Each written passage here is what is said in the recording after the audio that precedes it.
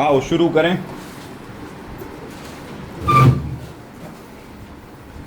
आज की क्लास है पूरे तरीके से कॉन्सेप्चुअल और थोड़ी देर आप लोगों से शांति की। इधर आ जाए शिखा, इधर जगह है। थोड़ी देर तक पूरी शांति की अपील करेंगे, आप समझने की कोशिश करेंगे। उस पॉइंट को टारगेट करूंगा जिस पॉइंट के न्यूमेरिकल्स तुम लोगों से होते ही नहीं है बिल्कुल भी, गॉस लॉ में। किसमें? तो आज का हमारा टारगेट बेसिकली क्या रहेगा? Gauss law. लेकिन इससे पहले कि हम लोग गॉस लॉ पढ़ना शुरू करें, मैंने शायद एक हेडिंग लिखवाई होगी तुम लोगों को, एरिया वेक्टर, है ना? एक हेडिंग हमने लिखी थी भाई, उसका क्या नाम था? Area vector. थोड़ा शांति से समझो। 11th क्लास में तुम सभी लोगों ने दो तरीके की क्वांटिटीज पढ़ी हैं, स्केलर और वेक्टर। और जब हम स्केलर और वेक्टर क्वांटिटीज पढ़ रहे थे तब हमें बड़े अच्छे से मालूम था, या तुम्हें भी मालूम होगा, कि एरिया जो है वो एक स्केलर क्वांटिटी है। गेट पूरा बंद कर दे बेटा। एरिया जो है वो एक कैसी क्वांटिटी है? स्केलर। एरिया वेक्टर क्वांटिटी तो नहीं, क्योंकि मान ले अगर मैं किसी बॉडी का एरिया लिखूं तो मैं केवल यही तो लिखूंगा कि यार इसका जो एरिया है वो 2 मीटर स्क्वायर है, उसमें डायरेक्शन का कोई लेना देना नहीं होता, है ना? तो एरिया तो ऑल इन ऑल एक कैसी क्वांटिटी होनी चाहिए? स्केलर। तो यहां पे ये क्यों लिख रहा हूं एरिया वेक्टर? जब एरिया पूरे तरीके से एक स्केलर क्वांटिटी है तो हम उसको आखिर वेक्टर लिख क्यों रहे? ये एक सवाल है जो तुम्हें खुद से भी पूछना चाहिए। और ऐसा नहीं है कि ये टॉपिक तुम लोगों ने स्कूल में कवर नहीं किया, तो जब ये स्कूल में पढ़ाया गया होगा तो तुमको ये सवाल टीचर से भी पूछना चाहिए था कि तुम एरिया को वेक्टर कैसे कह सकते हो, क्योंकि गॉस लॉ एरिया को वेक्टर माने बिना हो ही नहीं सकता, पॉसिबल ही नहीं है। मैं इसका क्लियर सा एग्जांपल देके तुम्हें बताता हूं। दिल्ली जो है वो एक छोटा राज्य है कि बड़ा राज्य है? छोटा राज्य है, कोई बहुत ज्यादा बड़ा राज्य नहीं। मान ले एक व्यक्ति कोई बाहर से आया जो कि दिल्ली का नहीं है, दिल्ली को नहीं जानता, और उसको सीधा रोहिणी में आना है, तो मुझे ऐसा लगता है कि उसको हो सकता है रोहिणी ढूंढने में क्या हो, दिक्कत हो सकती है। चलो आज तो जीपीएस आ गया, तुम मैप लगाए ले रहे हो, बहुत बढ़िया बात है भाई। मैप में लोकेशन डाल दो, तुम पहुंच जाओ। सोच के देख, जब मैप नहीं था, पूछ के, अब पूछने में भी सोचेगा तो दिल्ली बहुत बड़ी है। क्या इसीलिए तुमने दिल्ली को डिवाइड कर रखा है? East Delhi, north Delhi, south Delhi, west Delhi. जब तुम कहते हो ईस्ट दिल्ली, बात को समझियो, जब तुम कहते हो ईस्ट दिल्ली, क्या तुम दिल्ली के एक छोटे से एरिया को पॉइंट कर रहे हो? लेकिन क्या तुमने उसके साथ डायरेक्शन लगा दी? लेकिन एरिया तो डायरेक्शन नहीं होता।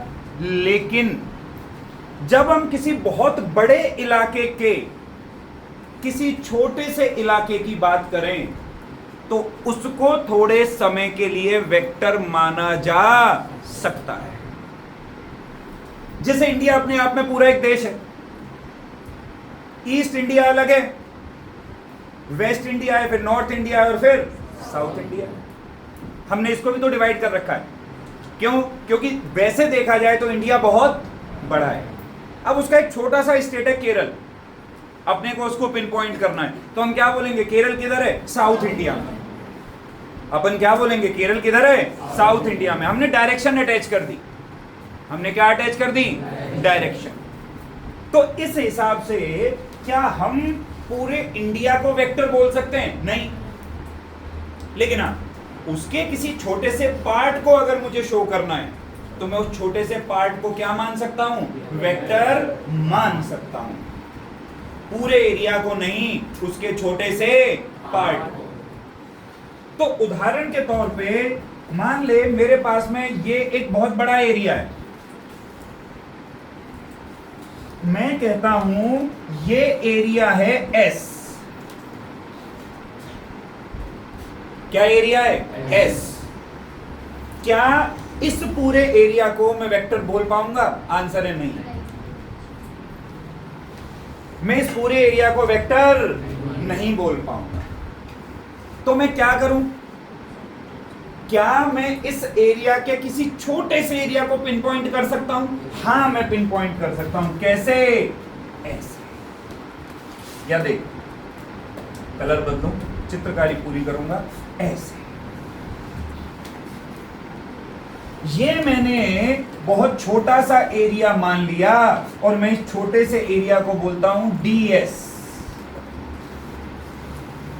अच्छा, जो लोग गणित जानते हैं या जिन लोगों ने 11th क्लास में फिजिक्स पढ़ी है, उनको ये बात समझ में आई होगी कि मैंने d क्यों लगा दिया। जब भी हम किसी बहुत छोटी क्वांटिटी को रिप्रेजेंट करते हैं तो हमको क्या कनेक्ट करना पड़ता है उसके साथ? d। d is for differentiation, d is for, तो ds का मतलब क्या है कि इस बहुत बड़े एरिया का बहुत छोटा सा हिस्सा है ये ds। क्या मैं इस छोटे से हिस्से को वेक्टर बोल सकता हूं? हाँ, मैं इसे वेक्टर बोल सकता हूं, पर इसे वेक्टर बोलने की एक कंडीशन है, और वो कंडीशन ये है कि हर एक वेक्टर में एक यूनिट वेक्टर होता है। कौन सा वेक्टर होता है? क्या तुम्हें याद है? क्या तुम्हें याद है? यूनिट वेक्टर जो किसी वेक्टर की डायरेक्शन को दिखाए। मैं तुम्हें फॉर्मूला याद कराता हूं, ए वेक्टर बराबर मॉड ऑफ ए इंटू में ए कैप। बोले ये कहां था सर? ये 11वीं के कौन से हिस्से में था? वेक्टर्स में था। यहां से ही ए कैप का फॉर्मूला बनता था, ए वेक्टर अपॉन में मॉड ऑफ ए। ये ए वेक्टर ही कौन सा वेक्टर होता है? Unit vector. इसे क्यों बोलते हैं यूनिट? इसकी वैल्यू हमेशा होती है 1। What is the meaning of unit? The meaning of unit is 1। इसकी वैल्यू हमेशा क्या होती है? ये सिर्फ डायरेक्शन बताता है। सिर्फ क्या बताता है? डायरेक्शन। तो हाँ, मेरी बात सुनो ध्यान से, तुम्हें वेक्टर नहीं आता कोई टेंशन नहीं है, लेकिन कंडीशन है, सुनो, कि इसे वेक्टर मान सकते हो बशर्ते कि ये unit vector n cap, unit vector n cap हमेशा इस ds के 90 डिग्री पे होना चाहिए। कितने डिग्री पे होना चाहिए? अगर ये 90 डिग्री पे होगा तभी तो इसको वेक्टर लिख सकता है। अगर ये 90 पे नहीं होगा तो इसको वेक्टर नहीं लिख सकता है। और अगर ये 90 पे है तो इसको वेक्टर लिखने का तरीका है कि ds वेक्टर बराबर n कैप इंटू में ds। मैं कोई रॉकेट साइंस से फॉर्मूला नहीं लाया, मैं फॉर्मूला यही लिख रहा हूं, a वेक्टर बराबर a cap into mod of a। वो जो लिखा हुआ है फॉर्मूला देख ले इधर से, a वेक्टर बराबर a cap into mod of a। a vector बराबर a कैप इंटू में मॉड ऑफ a। ये किसी भी वेक्टर को लिखने का तरीका होता है।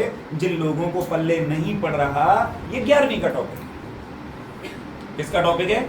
11वीं वेक्टर्स का टॉपिक है। 11th क्लास में सिखाए जाते हैं वेक्टर। तेरे को याद रखना है कि अगर n कैप परपेंडिकुलर है तो एरिया वेक्टर हमेशा ऐसे लिखा जाएगा, ds वेक्टर बराबर n कैप इंटू में ds। ये बात याद रखिए। ये बात तुझे क्या रखनी है भाई? अरे भाई हाँ ना बोल, उतार ले और हिंदी में लिख ले जो बातें मैंने बोली कि पूरे एरिया को वेक्टर नहीं मान सकता, उसके बहुत छोटे से हिस्से को वेक्टर मान सकता है। वेक्टर नहीं मान सकते, एरिया के बहुत छोटे से हिस्से को वेक्टर मान सकते हैं, है ना? उसकी भी कंडीशन है। क्या कंडीशन है? कि n कैप क्या होना चाहिए? परपेंडिकुलर होना चाहिए। n कैप ये हटा दो ना पहले, बोलो, है ना? n कैप क्या होना चाहिए? परपेंडिकुलर होना चाहिए, सबसे पहली बात। दूसरी बात, इंपॉर्टेंट एक और टॉपिक जो समझना पड़ेगा, लिखो जरा, electric flux. Electric flux, FLUX flux. अच्छा, इसको डिनोट किया जाता है फाई से और ई लगा के। ई इसीलिए लगा रहे हैं भाई साहब आगे, क्योंकि फ्लक्स ना मैग्नेटिक भी होता है, आगे चल के मैग्नेटिक फ्लक्स भी पढ़ोगे, ठीक है। अब देख, पहले बहुत ध्यान लगा के सुन ले भाई, इलेक्ट्रिक फ्लक्स क्या है, देख शांति से एकदम। मान ले ये कोई एक बॉडी, ये कोई एक, इसमें से इलेक्ट्रिक फील्ड लाइन पास हो रही है। क्या पास हो रही है? मजा आ गया। मैं इलेक्ट्रिक फील्ड लाइन भाई पास करा देता हूं भाई।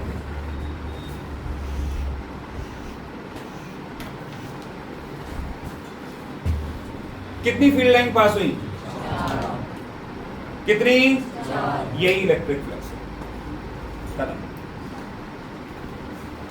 यही क्या है? यही इलेक्ट्रिक फ्लक्स है। लिख तो, मैं परिभाषा लिखाता हूं, लिख। तू टेंशन ले रहा खामा में, यही फ्लक्स है, लिख। The total number of electric field lines, the total number of electric field lines passing through a closed surface,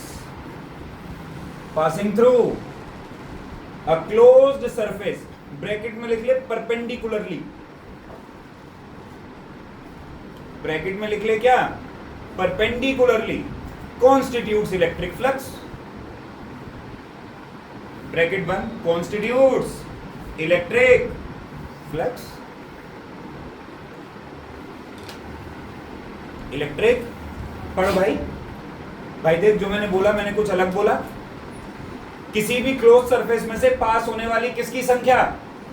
electric field lines की संख्या को ही हम क्या कहते हैं? हाँ, कितना आसान है। लेकिन एक प्रॉब्लम है यार, एक प्रॉब्लम है बहुत छोटी सी।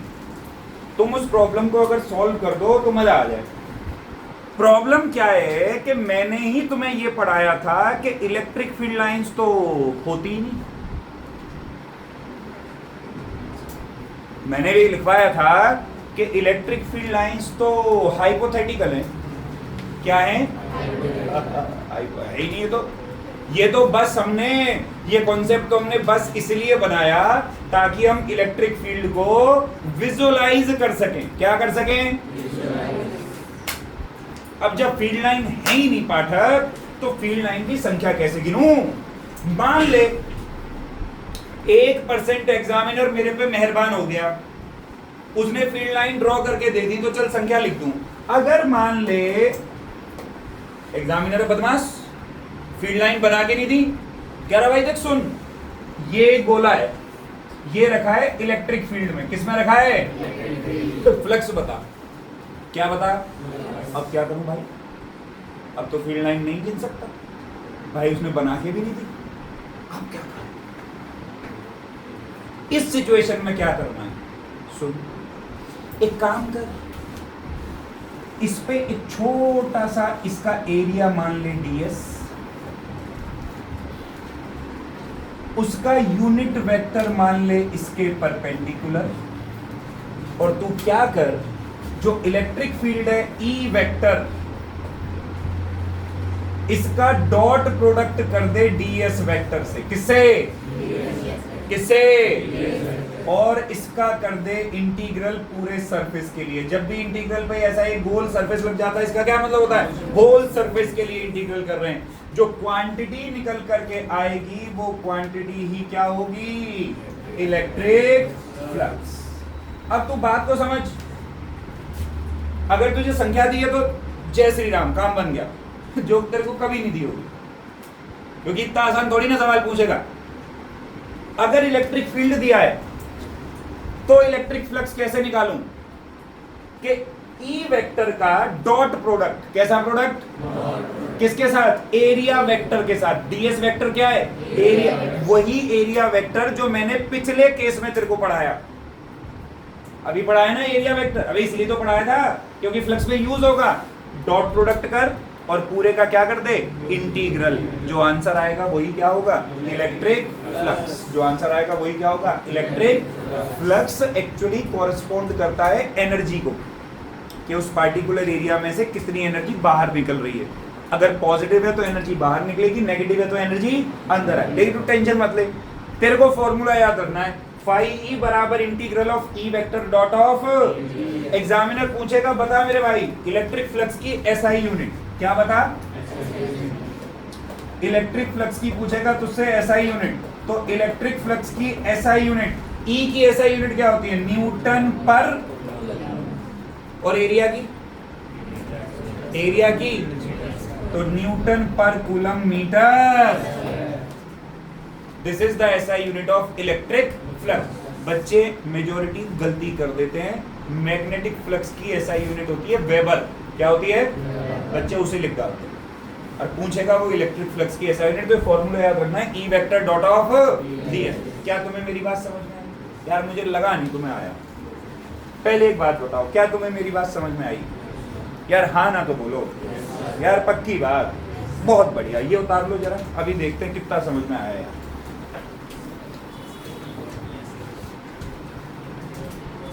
आएगा ई और ds के बीच का एंगल अभी समझा रहे हैं। आज के उनको आरसी क्या,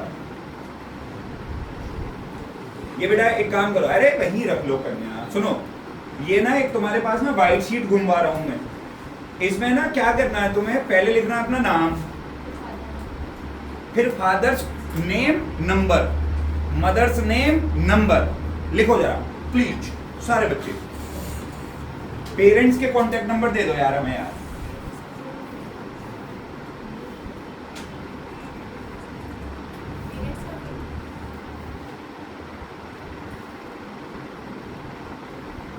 तुम हो बच्चे मन के सच्चे, लेकिन ये बात बहुत पहले लागू होती थी। अब वो सालों तुम खोटे, बहुत बड़े वाले खोटे। नंबर आएंगे टेस्ट में अच्छे, तब तो पेरेंट्स को नाच नाच के बताओगे, ओह आज देखा नंबर आए। और जैसे हो गए फेल, पता चला यहाँ पढ़ रही है लाते हैं, घर जाके अरे सब तो मेरी बहुत तारीफ कर रहे थे। उसका भी तो इंतजाम करना है ना भाई। हाँ भाई डन है, फॉर्मूला लिख लिया। अब की बात सुनो, बहुत ध्यान लगा के सुनो। आओ देखें, बड़े सारे क्वेश्चन इसमें ना नीट में भी आते हैं। तुम कहोगे तो मैं तुम्हें नीट में आए हुए क्वेश्चन भी दिखा दूंगा, एकदम सब याद पड़े, मेरे को टेंशन मत लो। इधर देखो, आप पहले इसे हटा दो, बोल। हाँ भाई हटा दो इसे, बहुत बढ़िया बहुत बढ़िया बहुत बढ़िया, शाबाश। देख यार, एग्जाम्पल 1, ध्यान से समझ। एग्जाम्पल अच्छा एक बात, मैं अगर कहूं कि ये स्क्वायर है, या एक काम कर गोला ले, मैं कहूं ये एक रिंग है। क्या है, रिंग। रिंग रिंग रिंग का ये है रिंग। ये क्या है, ये क्या है, बॉल। मैं कह रहा हूं यार, इस रिंग के साथ ऐसे ऐसे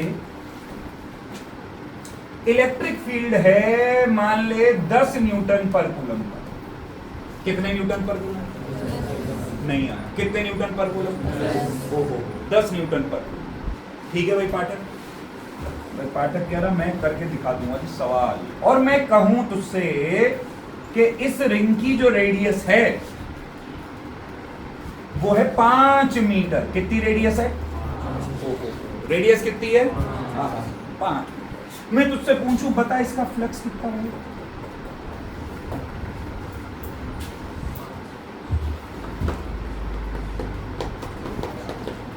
इनको भूल जाए, ये फील्ड लाइन नहीं है। अरे बाबले ये नहीं है, ये तो बस दिखाने के लिए, दिशा दिखाने के लिए मैंने बनाया।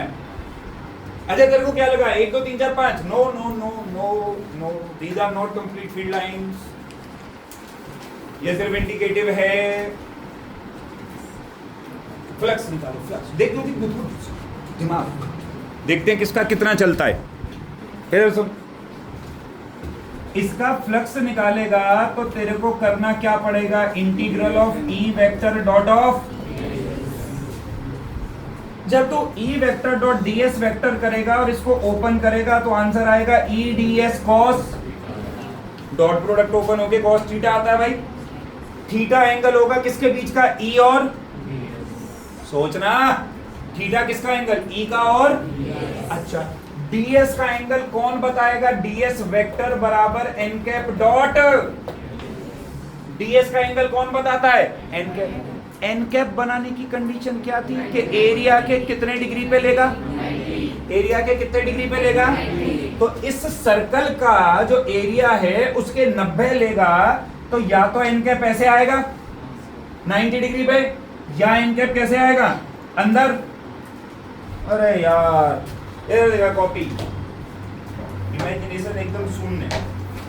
मान ले यही सर्कल है, वैसे तो रेक्टेंगल है, मान ले यही क्या है, सर्कल है, ये इसका एरिया हुआ पूरा, तेरे को एरिया के क्या लेना होता है, एन कैप, तो ये हुआ ना एरिया के परपेंडिकुलर एन कैप। या तो ऐसे या नहीं आया, या तो ऐसे या ऐसे। अब तेरे को एंगल किस किस के बीच का लेना था, एक और पेन दियो भाई, भाई एक पेन देते भाई, ई और ds के बीच का, ई ऐसे है, देख इलेक्ट्रिक फील्ड लाइन ऐसे जा रही है, अबे देखना ई ऐसे है, एन कैप कैसे है, एंगल कितना डिग्री, cos 90 की वैल्यू, cos 90 की वैल्यू, इसलिए फ्लक्स क्या आएगा, अबे नहीं आया, फ्लक्स क्या आएगा, मुझे लगा नहीं तुम्हें आया। एन कैप की डायरेक्शन सबसे पहले पता लगा, एन कैप की डायरेक्शन पता लगाए बिना फ्लक्स कैलकुलेट नहीं होता,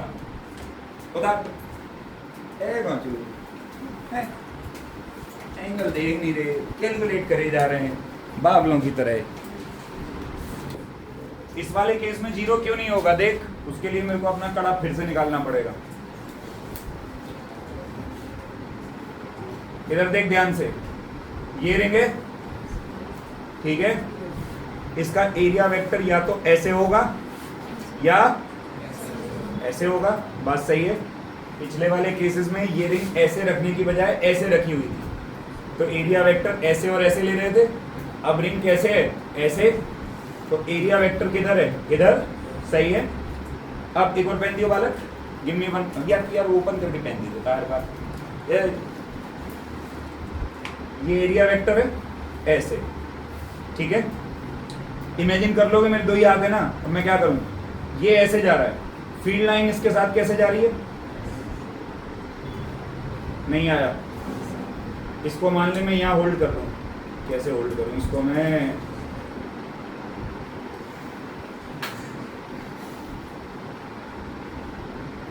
ठीक है, ये ऐसे है, फील्ड लाइन ऐसे जा रही है ना, एरिया वेक्टर, ठीक है।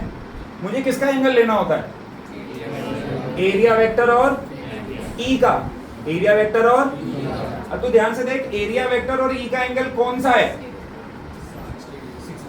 60 डिग्री, क्योंकि मैंने ये एंगल 30 दे रखा है, मैंने ना ये वाला एंगल तेरे को कितना दे रखा है, तो सोच के देख, ये एंगल 30 तो ये एंगल कितना बेटा 60, क्योंकि टोटल कितना होगा 90, टोटल कितना होगा, बात को समझ में आई। बोले सर ये सब नहीं होता हमसे, इतना मुश्किल सवाल आएगा ना हम छोड़ देंगे। तो जो फ्लक्स निकलेगा इसका वो निकलेगा E इंटू में एरिया, एरिया इसका क्या होगा इंटू में cos 60, आंसर आएगा E pi r square by 2। सितारा लगा और लिख, 2D ऑब्जेक्ट में, 2D ऑब्जेक्ट में एन कैप अंदर और बाहर, 2D ऑब्जेक्ट में एन कैप अंदर और बाहर दोनों तरफ लिया जा सकता है, दोनों तरफ लिया जा सकता है, पर 3D ऑब्जेक्ट में, 3D ऑब्जेक्ट में यह केवल बाहर की तरफ लिया जाएगा,